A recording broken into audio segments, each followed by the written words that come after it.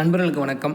Ronnie அக்வாரியத்தில் இன்றைக்கி பார்க்க போகிறது வந்து easiest tub setup, breeding setup தான் பார்க்க போகிறோம். ப்ரீடிங் கேஜ் போனால் ரொம்ப காஸ்ட்லியாக வருதுனால நம்ம இப்படி ட்ரை பண்ணலாம் அப்படின்றது தான். டப் எடுத்திருக்கோம். ஒரு வெங்காய கூட இது நம்ம ஊரில் சொல்லுவாங்க. அதில் நிறையா ஹோல்ஸ் இருக்கும். ஸோ இந்த ஹோல்ஸ் வழியாக எப்படியும் குட்டி தப்பிச்சிரும்.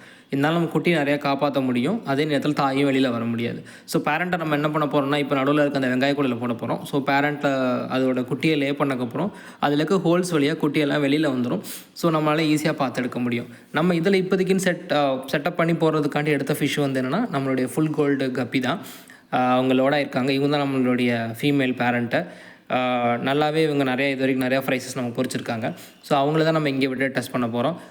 இதில் விட்டுட்டு நம்ம இன்னும் ஒரு 4-5 நாளில் பார்த்தோன்னா இது சீக்கிரமே எல்லா குட்டியும் பொறிச்சு இந்த குட்டியெல்லாம் நமக்கு வெளியில் வந்துடும். கொஞ்சம் இருட்டில் எடுக்கிறனால லைட் பத்தலை, அதனால் திருப்பி ஃப்ளாஷ் அடித்து காமிக்கிறதுக்கான்னு ட்ரை பண்ணேன். சைடில் இருக்க 2 வாட்டைக்கும் வேறு ஒன்றும் இல்லைங்க, அது மிதக்க வைக்கிறதுக்காண்டி அதில் கொஞ்சம் வாட்டரும் ஏரும் இருக்குன்றனால நல்லாவே மேலே ஃப்ளோட் ஆகும். ஏன்னா தண்ணி ரொம்ப ஹைட்டாகவே நிறையாவே வச்சுருக்கேன். அப்போ தான் நம்மளுக்கு இது கொஞ்சம் ஈஸியாகவும் இருக்கும் அப்படின்றனால. தேங்க்ஸ் ஃபார் வாட்சிங். இது குட்டி அப்டேட் அப்புறம் பார்க்கலாம்.